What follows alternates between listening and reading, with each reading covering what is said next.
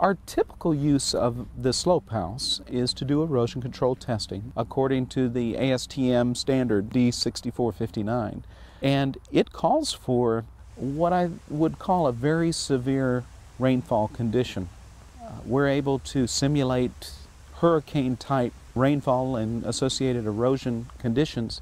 We step through a 2-inch per hour rainfall event, a 4-inch per hour rainfall event, and a 6-inch per hour rainfall event in the course of evaluating the performance of slope erosion control materials.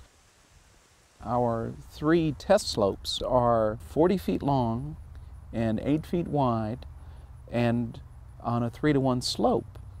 For our demonstration day, we were focused on sediment controls.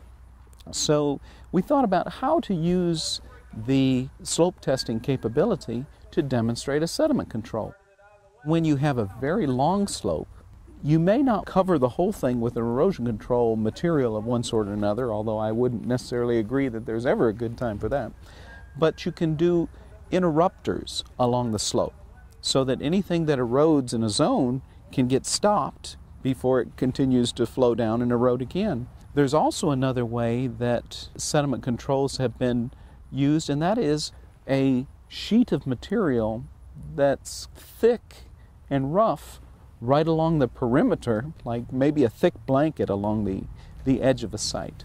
So we said, well, let's set up that.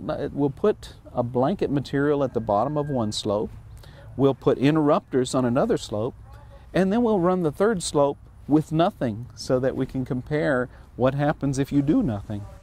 And the demonstration was quite effective in showing, number one, that if you do nothing, you've got a big problem.